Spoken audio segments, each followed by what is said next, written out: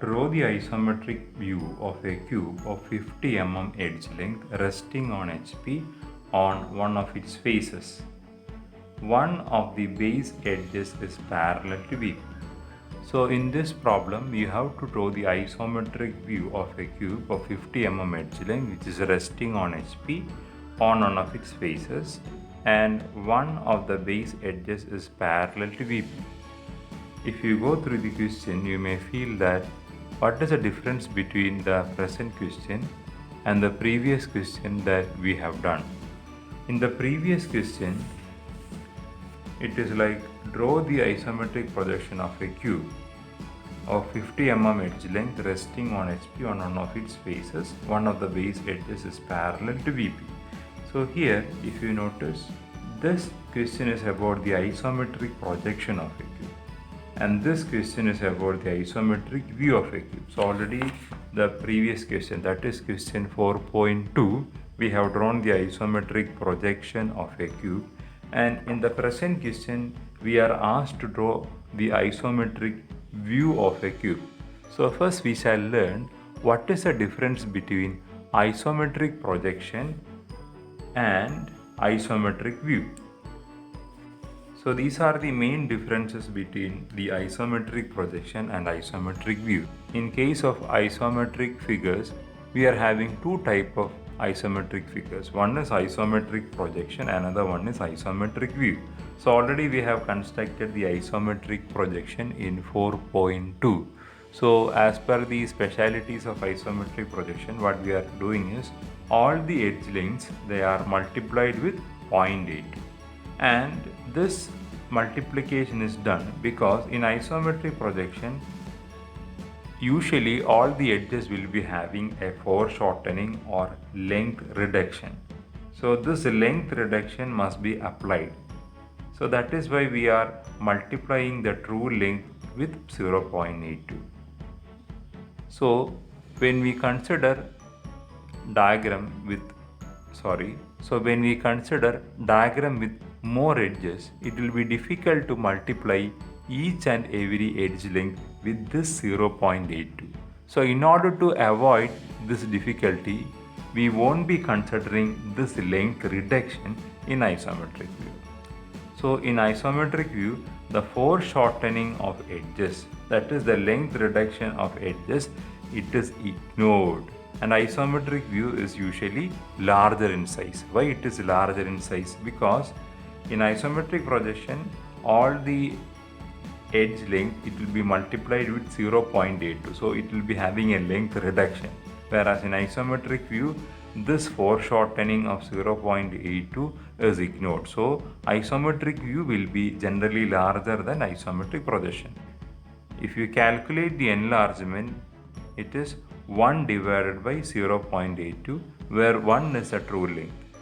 So 1 divided by 0.82, it will be approximately equal to 1.22. So when you multiply true length into 0.82, you will be getting the edges in isometric projection. So each and every edge, usually in isometric projection, it will be having only 0.82 times the true length. Whereas in isometric view, if you multiply each and every edge length in isometric projection into 1.22, you will be getting isometric view. So this is the concept that we have to learn. Isometric view is a diagram that is 1.22 times larger than isometric projection. So in effect, if you multiply true length into 0.82, so true length into 0.82 is isometric projection, and if you multiply it with 1.22, you will be getting true length again. So this 0.82 into 1.22, please notice that 0.82 into 1.22, it is again 1.0004. So it is approximately 1 itself. So that is the actual concept behind isometric view. So isometric views are diagrams in which we are ignoring the foreshortening of edges, and isometric view is the enlarged diagram of isometric projection, and the enlargement ratio is 1.22. So isometric view is a diagram that is 1.22 times larger than isometric projection.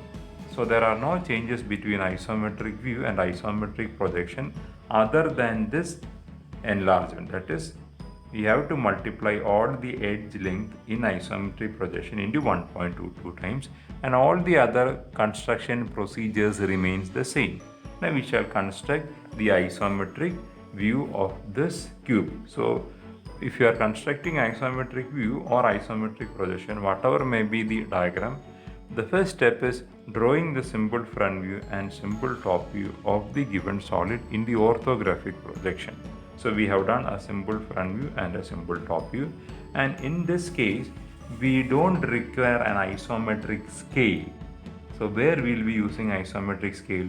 Isometric scale is done only when we have to draw isometric projection, because we are having a length reduction. That is why in problem number 4.2 we have to draw an isometric scale, whereas when we draw isometric view, this isometric scale is not required because we are not taking length reduction. So all the other procedures are same. So the first procedure is you have to draw a baseline. Already I have drawn a baseline here. And the second step is you have to choose an origin. So usually we will be choosing an origin from the front view. So from the front view, you take the base. Along the base we are having B1 dash, A1 dash, C1 dash and B1 dash, and the visible points along the base are D1 dash and C1 dash. So usually we will be taking a point on the left hand side along the base which is visible, that is D1 dash. So in this isometric view, we have to take the origin as D1. So we have taken the same D1 as origin in the case of isometric projection also. So this is D1.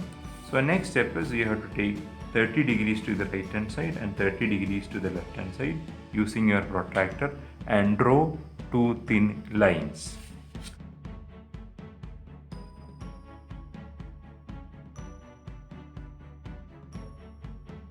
Now we have to take the true length of 50 mm along these two sides. So we shall mark it with scale.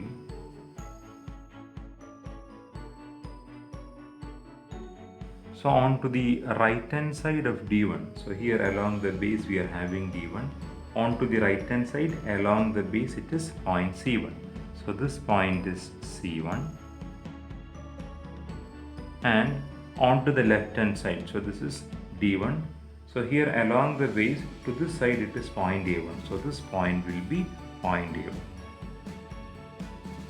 Now we have to locate the last point, that is point B1 on the base. So in order to locate point B1 on the base, we shall take the help of compass.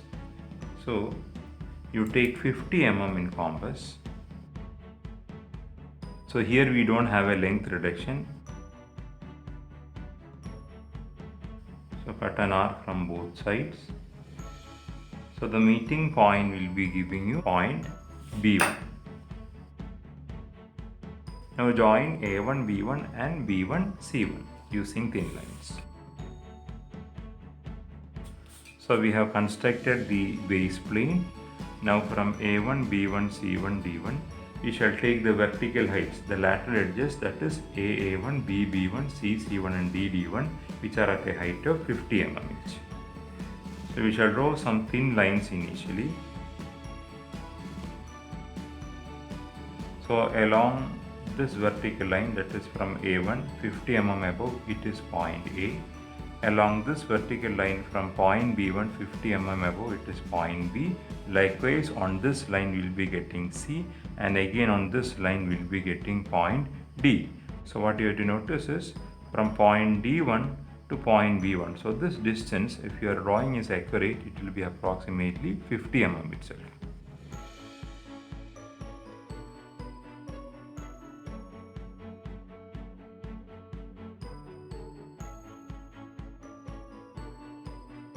So we have got 8 points A, B, C, D, A1, B1, C1, D1, A1.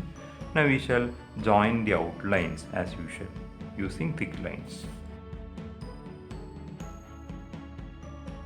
So after drawing the outline, we shall join A to D and D to C using thin lines. Now, as I have mentioned in the previous problem, all the edges and all the points along the top isometric plane, that is A, B, C, D, along the left isometric plane, that is A, D, D1, A1, A1A, and along the right isometric plane, that is B1C, CC1, C1, D1, D1, B1, all these edges and all these points will be visible. So we shall draw thick lines along the boundaries of the top isometric plane, left isometric plane, and right isometric plane. If you are having any doubt in this, please refer the previous problem 4.2.